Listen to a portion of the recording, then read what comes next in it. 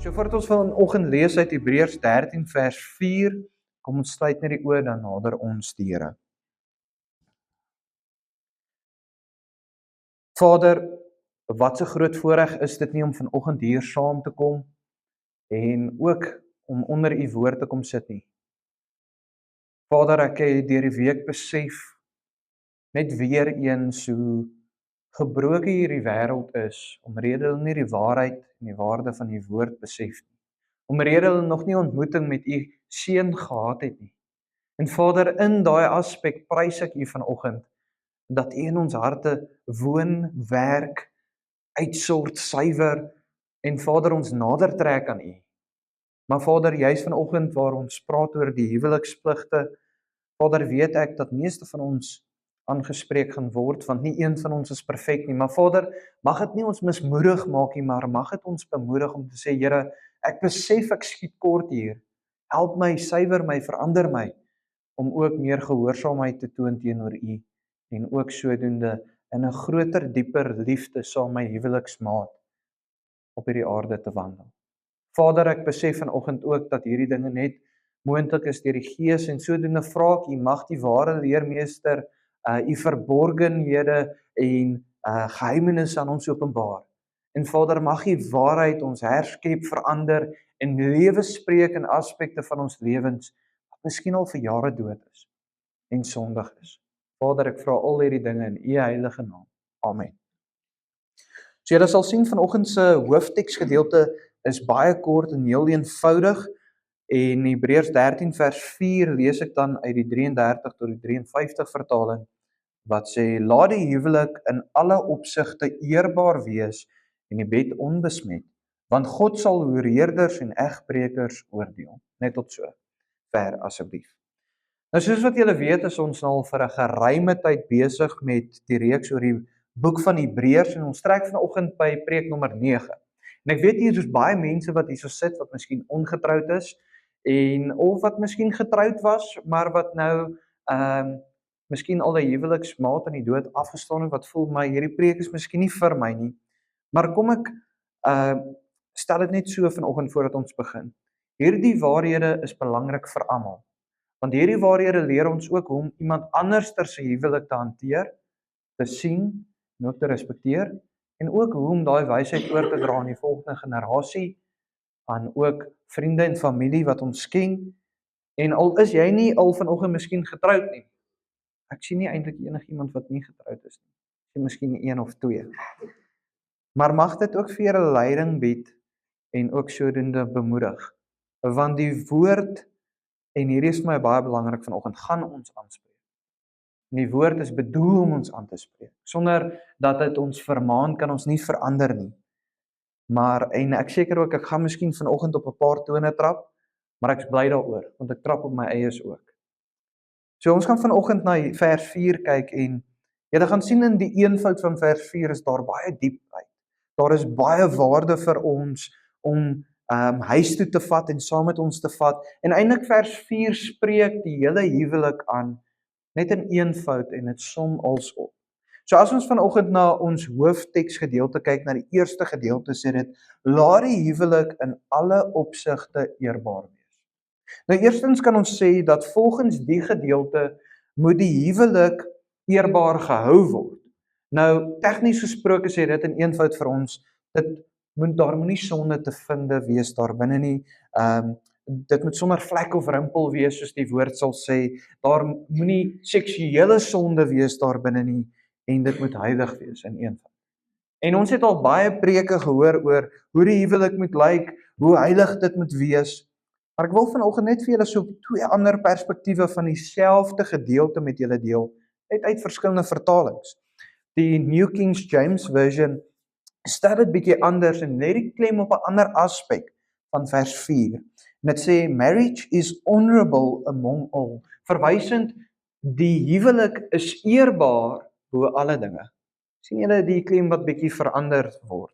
So dat die huwelik bo alle dinge eerbaar gesien moet word, hanteer moet word en ook sodoende respekteer moet word. Nie net deur die mense in die huwelik nie, maar ons wat nie in daai huwelik is, om dit ook so te hanteer. Dan kom die NIV, die New International Version, of die, ja, ek dink dit is die New International Version, sorry oor my Engels, dit sê, marriage should be honored by all, verwysend dat die huwelik deur almal geëer moet word. Die huwelik moet deur almal gerespekteer word, of jy in die huwelik is, of buite die huwelik is. En ook sodoende gerespekteer word. So ons kan dan sê sodoende deur net na hierdie vers te kyk en in eenvoud na die Nuwe Testament en Ou Testament, dat God die huwelik ook sien as eerbaar. Hè? En dan kan ons sê dat in hierdie een vers in die verskillende vertalings kan ons in eenvoud sê dat eerbaarheid beteken die volgende. En hierdie is vir my belangrik. Dit verwys na 'n onwankelbare integriteit. Dit verwys na hoë morele standaarde wat daar binne te vind moet wees, eerlikheid, waardigheid, maar waarna verwys hulle as hulle sê waardigheid? Dat die huwelik waarde dra. Nou wat doen jy as jy op vakansie gaan? Ek weet dis baie brakpanners wat gewere en sulke goedjies het. Wat doen jy met jou geweer as jy dit nie saamvat nie? Jy sluit dit toe, né? Stem julle saam met my? Jy los dit nie net daar nie. As jy juwele het wat waarde het, jy sluit dit toe in 'n kluis. Nou dit is waarna hierdie woord ook verwys, dat die huwelik iets behoort, is iets wat waardevols is, wat beskermd moet word en opgepas word. Ek hoop julle stem saam met my. En dan kan ons net deur na die woord te kyk sê, nog 'n aspek koppel aan eerbaarheid, en dit verwys na heiligheid, skoonheid, reinheid, regverdigheid wat daar binne te vind moet wees. Nou voordat ons vanoggend net aanbeweeg, wil ek eers met die opsteek van hande sien. Ek seker almal hier is omtrent getroud of amper getroud, maar kom ons sê jy is nie meer getroud nie, om ook te dink asof jy getroud is. Wie sal in die huwelik enigiets doen om die huwelik te beskerm sodat dit hou? Ek is al. Is almal bereid om dit te doen? Ek sien een of twee mense se hande wat nie opgesteek is nie. Dankie Bianca. Ek bly e-mail het gesê hy sal, maar Bianca het sê nee. Dankie Bianca nog. Nou, met daardie wat jou hand opgesteek het, gaan ons nou vanoggend kyk na verskillende aspekte.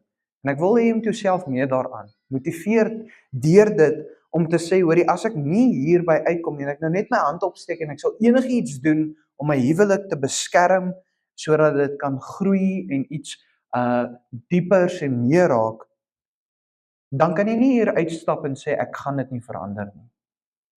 Nee, dan sien jy nie die huwelik as eerbaar nie en dan is jy nie godvreesend nie. En onthou die woord gaan ons elkeen vanoggend aanspreek.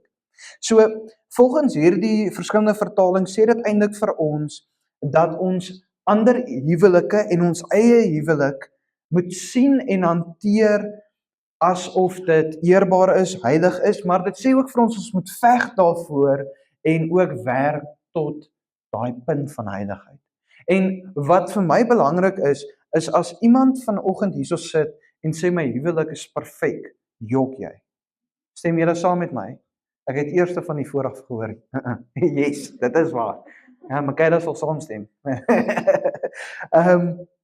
Maar die groot ding is, wat doen jy tans om dit te verbeter? As jy sê dit is nie perfek nie, wat doen jy tans om dit te verbeter? As jy niks doen nie, waarvan getuig dit? Dat jy nie worry nie. Dit nie waar nie. As jy nie bid oor dit en die woord tyd spandeer of boeke lees wat godvreesende mense geskryf het oor dit nie, en wees baie versigtig vir huweliksadvies buite die woord. Baie belangrik vir my. Die wêreld daar buite en sielkunde vandag is nie meer gegrond in die woord van God nie. Dit was altyd, dit is nie meer nie. En dan kan ons vir onsself vanoggend vra, van waar af kom die huwelik? En wat vir my baie interessant en in eenvoud baie interessant is, ons vind dit al in Genesis 2 in die tuin van Eden. Nog voordat daar sonde ingekom het in die wêreld, vind ons die huwelik, en baie interessant, dis die eerste instelling wat God gemaak het in sy woord. Eerste instelling wat plaasgevind het op hierdie aarde wat hy geskep het. En dit is die huwelik en dat dit heilig moet wees. Maar soos wat ons in hierdie wêreld rondom ons kyk, sien ons dat die huweliksstandaarde jaarliks laer raak, laer raak, en laer raak. En dat hierdie eerbaarheid, heiligheid nie meer te vind is daar binne nie. En vanoggend wil ek met julle deel, die rede daarvoor is, en ons gaan nou op dit ook so 'n bietjie fokus, is omrede die huwelik behoort is om heilig te wees, val die wêreld en die boosheid in die wêreld die huwelik juis aan. Want die man verteenwoordig vir Christus en die vrou die gemeente. En elke keer wanneer 'n gelowige paar skei, wys ons vir die wêreld wat? Christus was nie genoeg vir die gemeente. En dis juis hoekom dit aangeval word. Juis hoekom dit 'n moeilike ding is, 'n onmoontlike ding om aan te pak sonder die Here. Maar dan kan ons met hierdie soektog na hoe 'n huwelik moet lyk, eerstens die vraag vra, maar watse Bybelse redes is daar om te trou? Nee, as ek vanoggend miskien net met 'n opsteek van 'n hand, wie kan vir my een eenvoudige rede gee hoekom ons moet trou? Wat sou julle sê? Enigiemand? Jacqueline.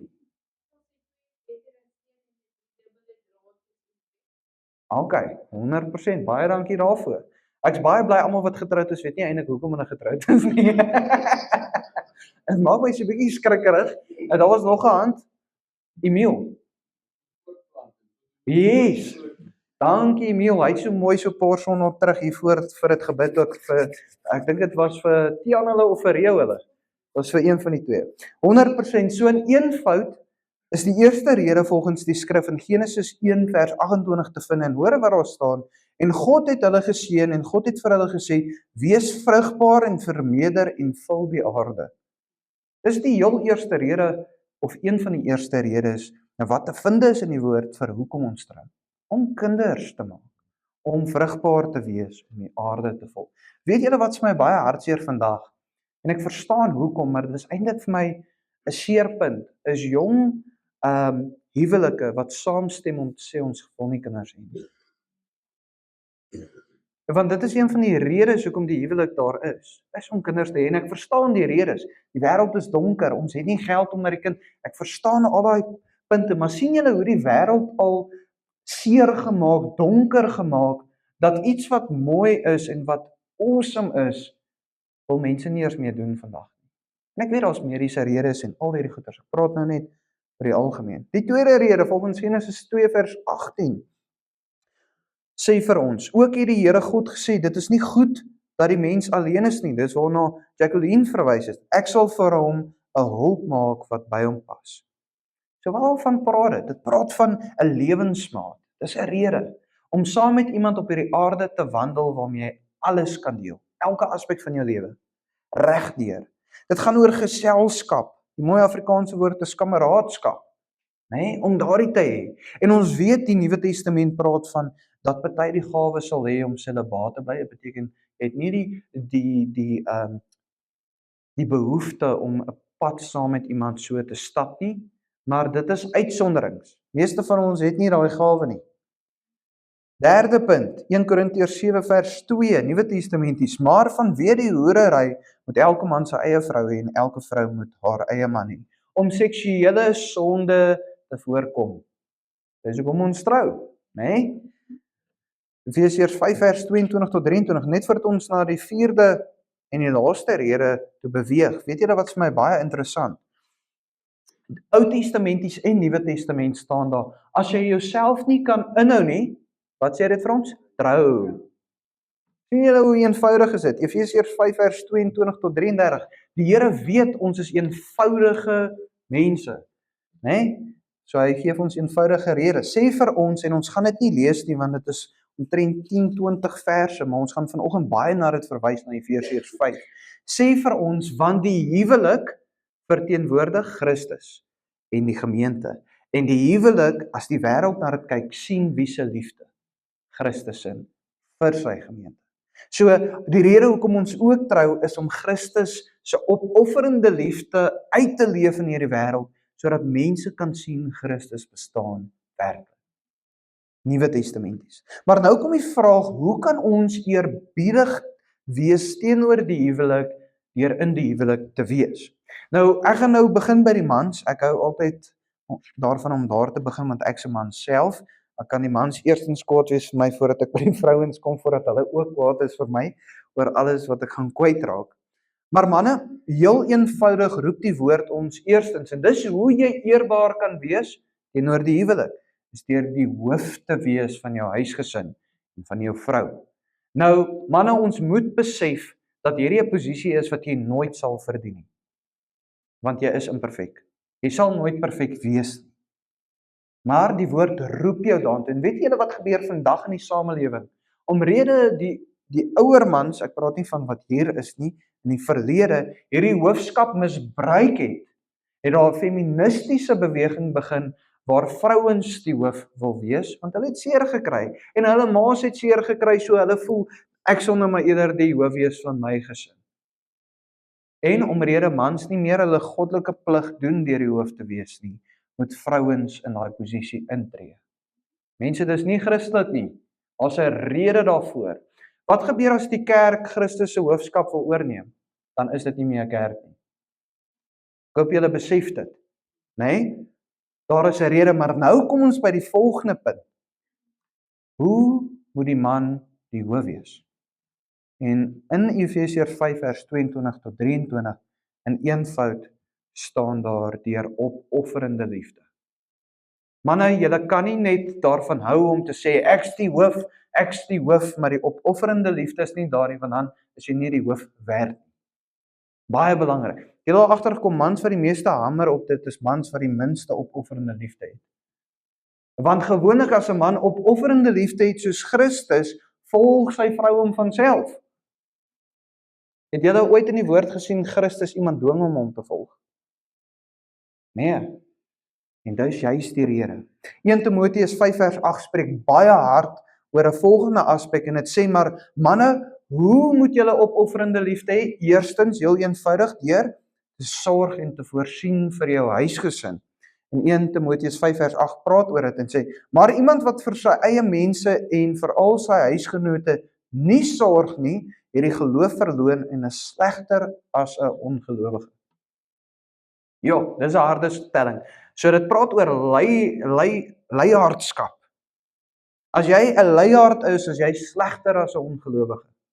Want onthou, wat sê die woord vir ons? Toe Adam in die tuin van Eden geplaas het, nog voordat hy eers vrou gehad het die Here vir hom wat gesê, bewerk my tuin. Een van die eerste roepings wat 'n man gekry het is om te werk. En ek weet, as jy afgetree is, dis 100, né? As jy genoeg geld gemaak het en jy is nog jonk en jy hoef nie meer te werk nie, 100%. Praat spesifiek van iemand wat kan, maar kies om nie dit te doen nie en sy familie ly daaronder. Leiaardskap. En manne, ek moet baie eerlik wees, ons het dit so bietjie by die Bybelstudie ook 2 weke terug bespreek en gesê dat wat 'n groot voorreg is dit nie om vandag moeg te wees van 'n werk wat jy het, wat jy jare terug voorgebid het nie.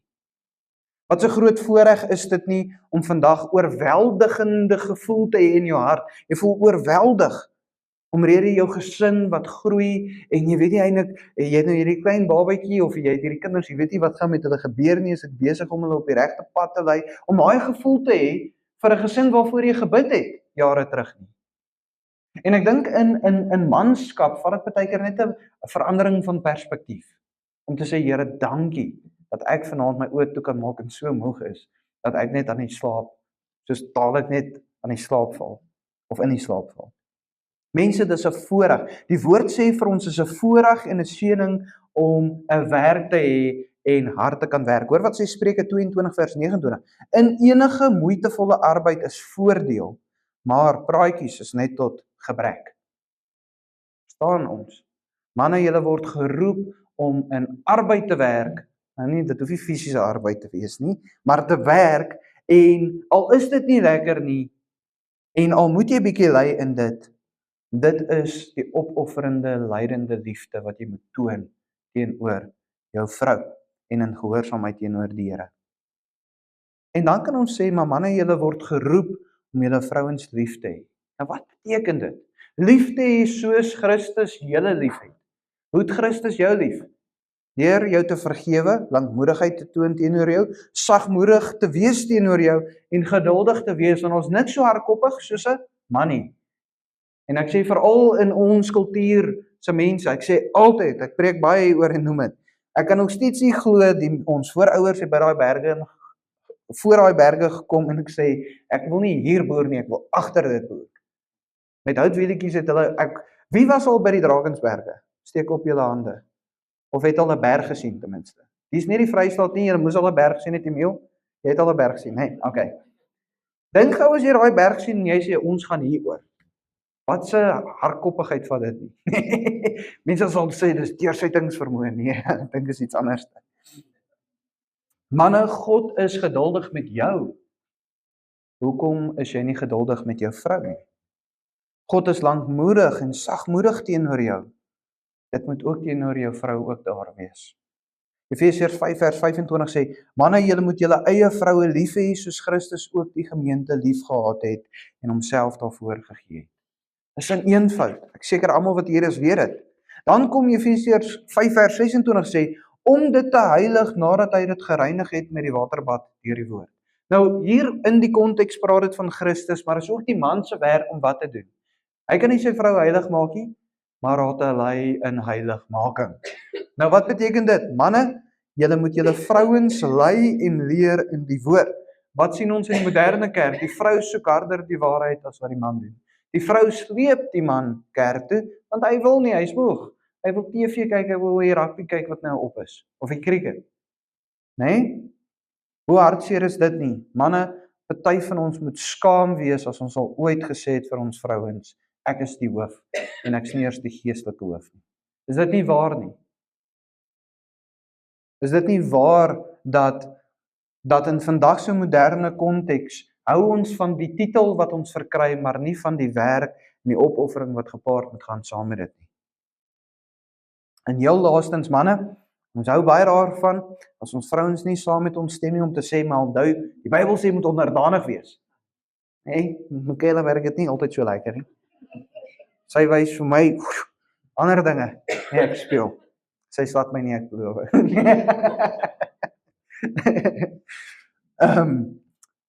Maar weet julle wat is baie interessant? Jy word eers geroep tot onderdanigheid. Die wêreld haat hierdie term van onderdanigheid. Vrouens vandag like dit nie, mans hou nie daarvan nie en veg vir die vrouens dat hulle nie onderdanig hoef te wees nie. Maar mense, hierdie is die waarheid. Baie belangrik. As jy sê jy hou nie aan die waarheid vas nie, hou jy nie aan my Christus vas nie.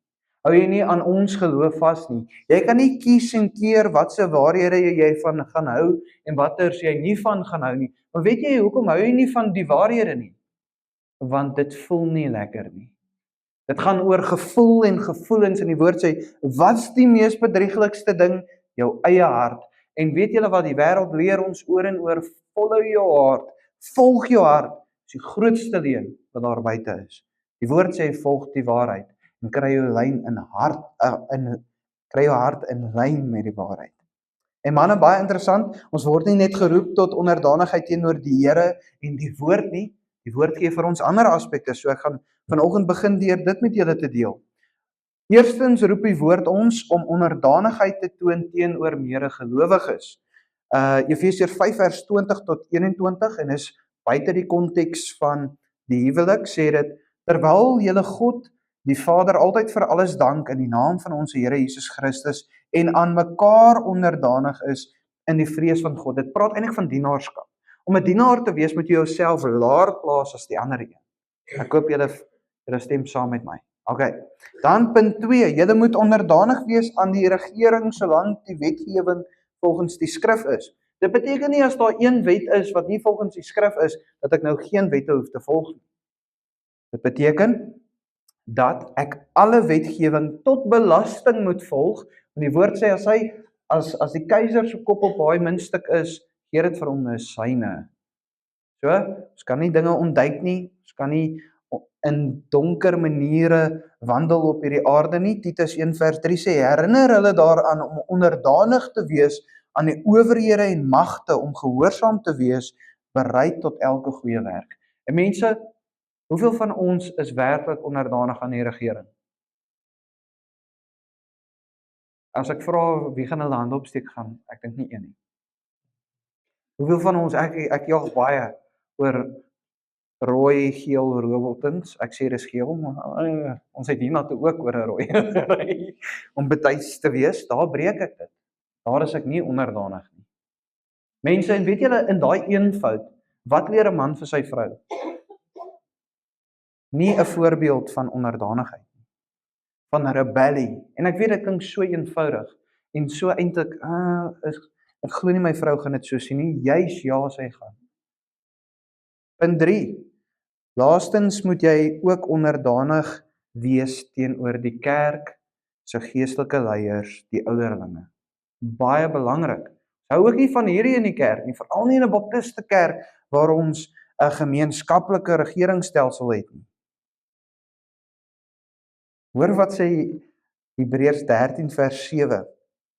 En is eintlik so bietjie uit so sin van humor hier op die einde, en dit spreek: wees gehoorsaam aan julle voorgangers en onderdanig, want hulle waak vir julle siele as diegene wat rekenskap moet gee, sodat hulle dit met blydskap kan doen en nie alsigtend nie, want dit is vir julle nie nuttig nie. So hulle sê, luister vir die ouderlinge as hulle julle leer volgens die woord.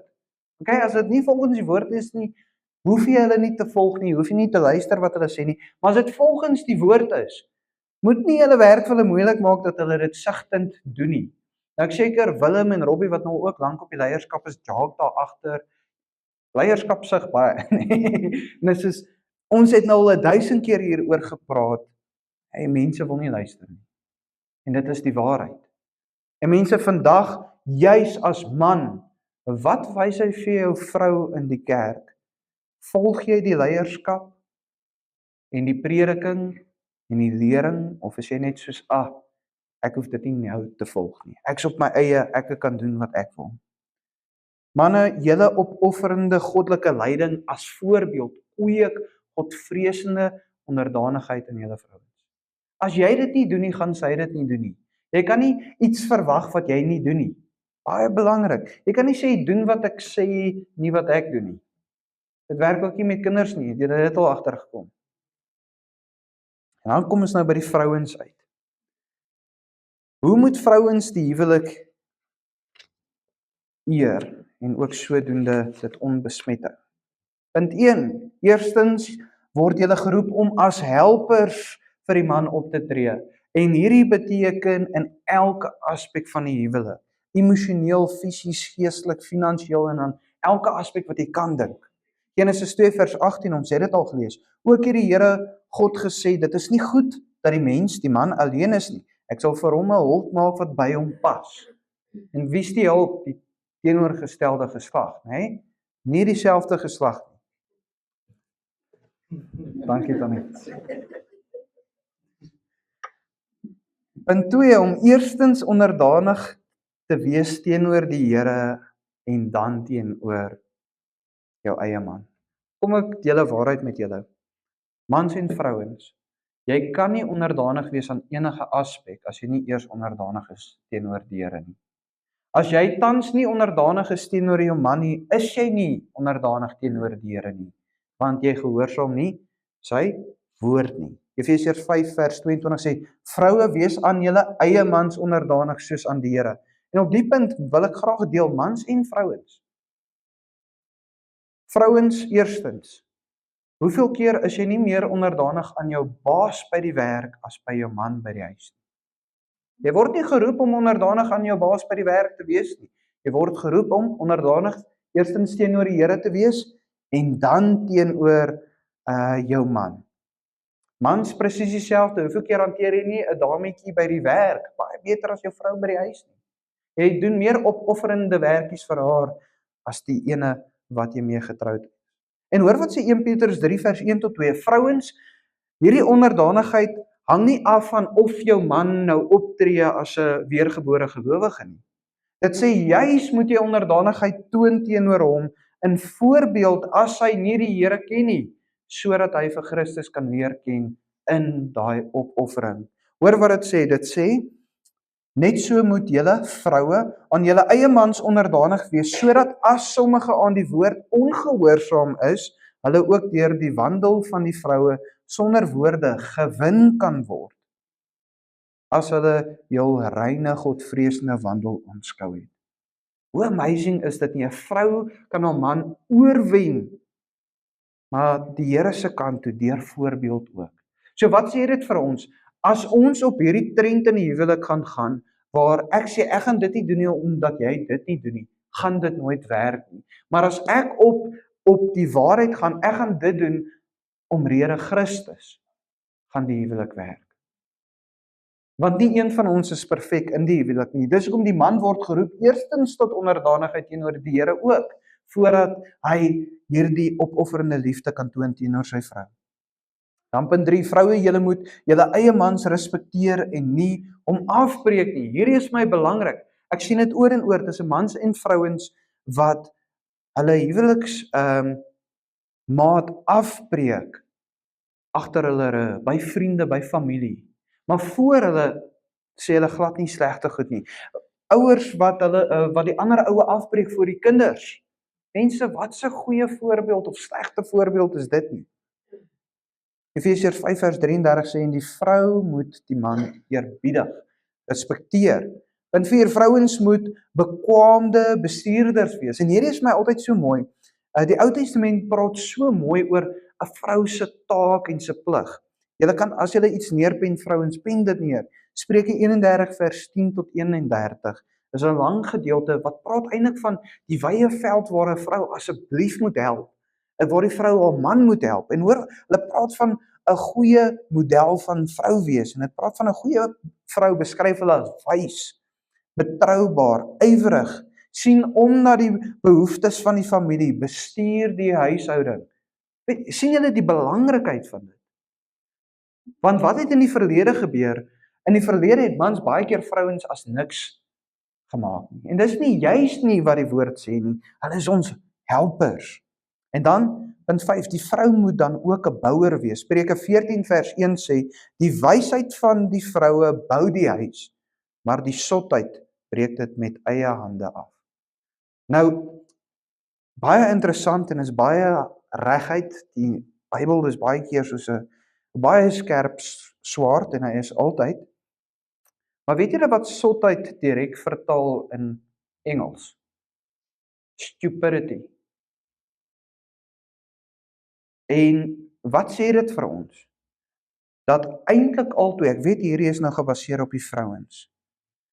As albei nie met wysheid optree nie, maar met stupidity, breek hulle dit af met hulle eie hande.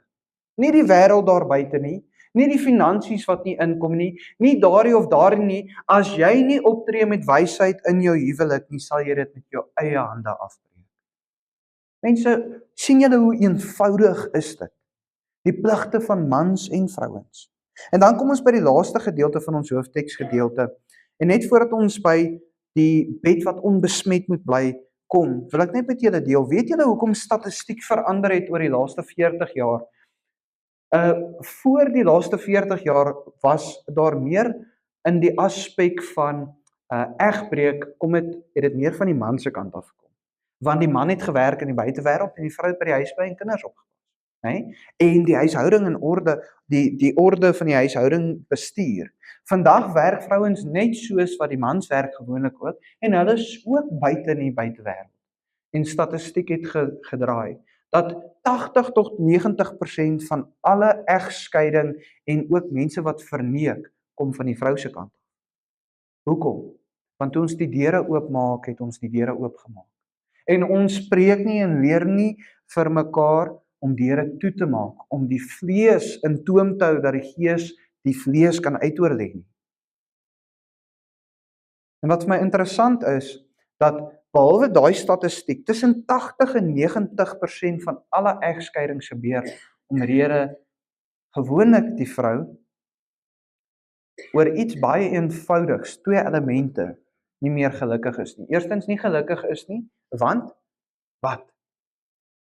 Kan enigiemand miskien vir my sê, dit is omrede hulle bored raak, soos die Engels sal sê, vervelig is. Mense, wat 'n As mens dink aan die grootheid van die huwelik, hoe kan dit 'n rede wees om te skei? Mansin is gewoonlik want daar's 'n mooier een. Is dit nie ook wat 'n oppervlakkigheid is dit nie? Né? Vrouens presies dieselfde. Mense seks in die huwelik is mooi en vervullend en God-erend en dit skep lewe. Seks buite die huwelik is lelik, vernietigend en maak net seer. Ek het nog nooit van iemand gehoor wat 'n aktiewe seksuele lewe het buite die huwelik waar dit goed gaan en waar dit goeie goed bring nie. Absoluut die teenoorgestelde gebeur. Weet julle ook iets so eenvoudig en ek weet daarom mense nie kinders vanoggend nie. Maar tot die seksuele sonde waarvan Openbaring praat, die oordraagbare siektes, gebeur nie in 'n huwelik nie. Dit gebeur als buite huwelik. Want as julle twee net saam mekaar is en net al saam met mekaar was, kan daar nie enige van hierdie siektes wees nie. Want dit is beskermd. Sien julle, hoekom is die wêreld so bevuil met hierdie siektes? Want dit gebeur buite die huwelik. En ouers, julle is nie meer streng genoeg op dit nie. Om eerlik te wees. Ons gesels oor dit openbloot van buite die huwelik, voor die huwelik en ons maak asof dit nou maar die norm is. Mense, God haat dit. Dis nie waartoe jy geroep word nie. In die woord sien ons dat God min ander dinge haat soos seksuele sonde en egbreek wat plaasvind. Hoekom dink julle in die Ou Testament en in baie ander gelowe as egbreek gebeur het en plaasgevind het, is daar 'n doodstraf? Hoekom dink julle is daai ernstigheid daar? Want dit is baie ernstig. Want dit is nie net, dis 'n verbond tussen 'n heiligheid wat gebreek word en julle weet ook, sodra daar enige egbreek gewoonlik gepleeg word, is daar seldom wat die huwelik nog staande bly na dit.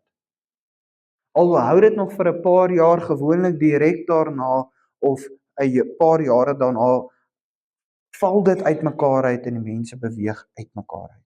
En as gelowiges, en hierdie is vir my baie belangrik, wanneer die bed nie meer heilig gehou word nie, en wanneer een van ons egbreek pleeg, vernietig dit jou getuienis. En ek kan amper sê, amper vir altyd. As dit gebeur het voordat jy tot geloof gekom het, Christus vergewe alle sondes. Natuurlik as ek beleidend dit bely voor hom. Maar mense, al het jy vir jare op 'n eerbare manier die Here gedien, vir hom gewerk en jy het daai fout gemaak wat sonde het, daar's vergifnis, maar gewoonlik alles wat jy gedoen het voor dit is vernietig. Wat gebeur met predikante? Ons sien vandag oor en oor in die nuus predikante wat egbreek pleeg. Dis asof al daai preke voor dit glad nie saak maak nie. Ons kyk anderster na dit en mense, dit is hoe die wêreld georiënteerd is. Want dit is behoort om heilig te wees. En wat vir my interessant is hoe min ons hamer op hierdie. Hoe min ons hamer op hierdie, veral ook in leierskapposisies. Ons kan nie 'n man vertrou wat verneek het op sy vrou nie. Mense, hoe gaan jy jou vrou vertrou met hom? Nee. Ek hoor, daar is baie mense wat lag vanoggend, maar dit is 'n waarheid. Nee, ons gaan nie. En tweedens, dit gaan oor die voorbeeld. Niks vernietig jou getuienis en testimony, soos die Engels sal sê, soos om te verneek nie. Maar mense, wat sê dit vir ons? Wat sê dit vir ons? En die vraag is eintlik maar, hoe beskerm ek dit dan? Deur hierdie pligte na te kom wat ek nou met julle gedeel het. Egbreek gebeur jare voordat dit by die daad kom.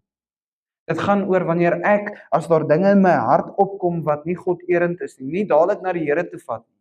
Dit gaan oor vir jare nie kommunikeer met mekaar nie en voor dit eintlik om nie God-erend te wees nie. Want God gee vir jou huweliksmaat en as jy nie kommunikeer met hulle nie, wie se skuld is dit? Is dit God se of joune? Joune. Okay. En dan manne, baie belangrik, en hier is vir my ook 'n moeilike pil om te sluk, maar ek kom al hoe meer agter. Dit is 'n waarheid in die woord. As tot jou vrou op jou verneek, is dit nie jou skuld. Want jy het al gekies eerstens, tweedens, jy het al nie gelei in die woord nie. Jy het nie jou plig nagekom nie, want wie se skuld is dit as iemand steel in die besigheid? Die hoof? Of is dit die ou wat steel? Justus die ou wat steel, maar wie het die dinge nie in plek gehad om te keer dat iemand steel nie? Die hoof van die besigheid. As daar enigiets fout gaan in die besigheid, waarna kyk hulle? Na die leierskap van die besigheid. En sodoende manne is dit ons werk, ons moenie besitlik wees, dit is glad nie wat ek sê nie. Maar die vraag is, lei jy nog jou vrou op 'n God-erende manier in die woord van God?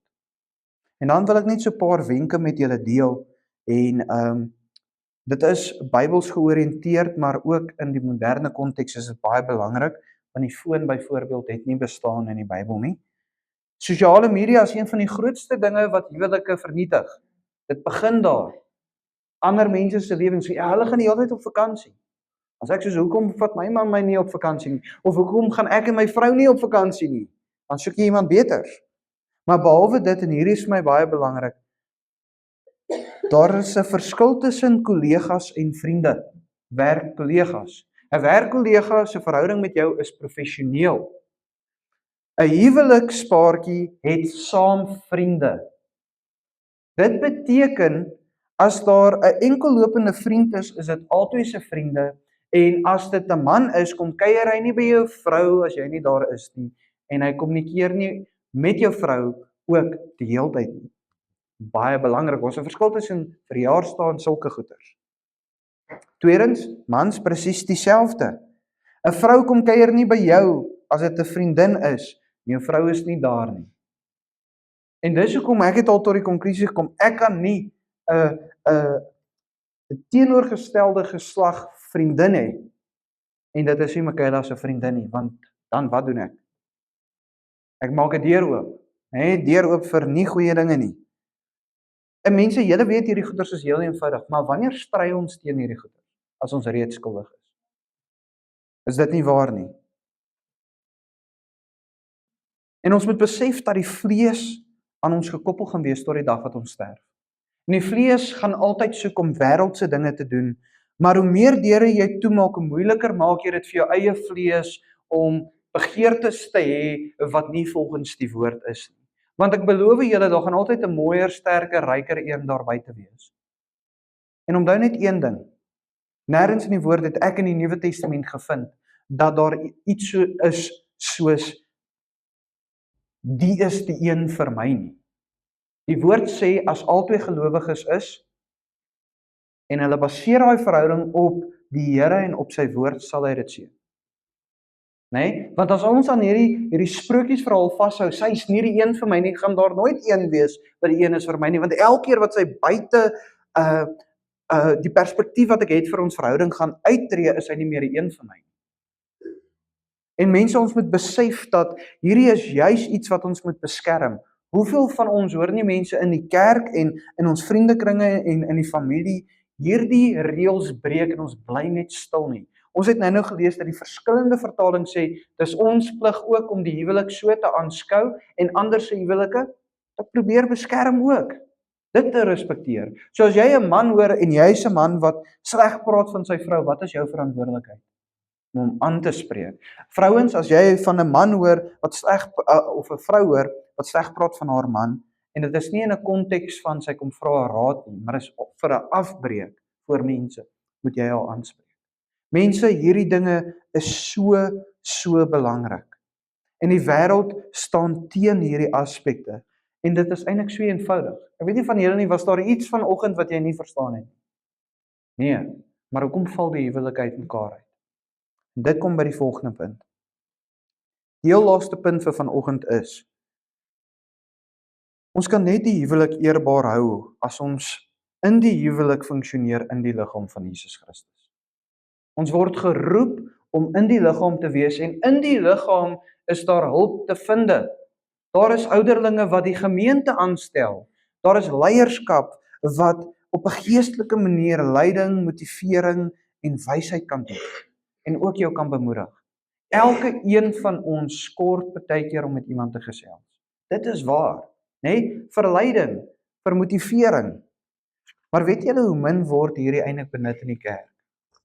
Mense kom eers wanneer hulle op die punt is om van die berg af te spring in die huwelik. Dan kom gesels hulle.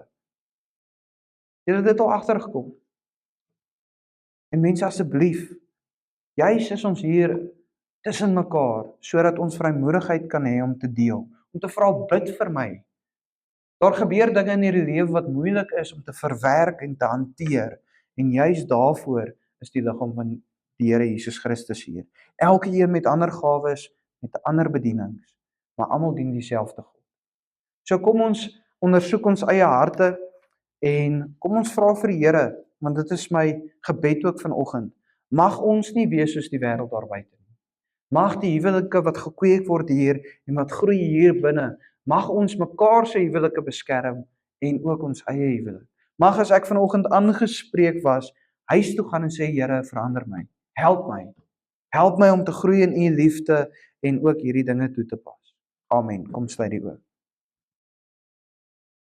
Vader, ons prys u vir die eenvoud vanoggend wat u in een versie vir ons wys dat ons op 'n eerbare manier die huwelik moet hanteer.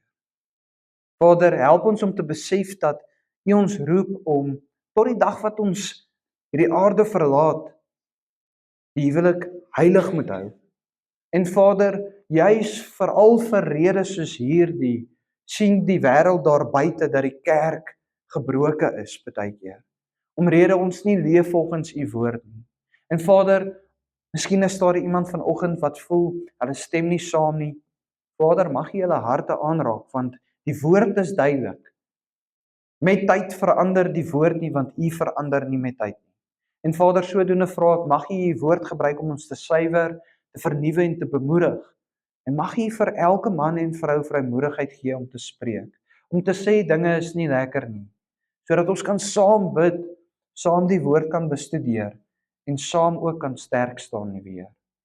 Vader, te veel kinders word gebore en grootgemaak in gebroke huishoudings, wat dinge van die wêreld leer en sien voordat dit vir hulle tyd is om dit te ervaar en ook waar te neem nie weer. Vader, help ons as gemeente om juis ook in daai kinders se lewens insaag te hê. Help ons om meer voeders te hê in ons gemeenskap, waar ons meer harte aanraak met u waarhede. Vader, ons vra al hierdie dinge in u heilige naam. Amen. Mag die Here jou seën deur jou te vermaan, te beskerm en te laat groei en deur jou uit te stuur. Mag sy liefde jou vernuwe, sy genade jou herskep en sy roeping jou bemoedig om uit te gaan. Amen. Dankie julle.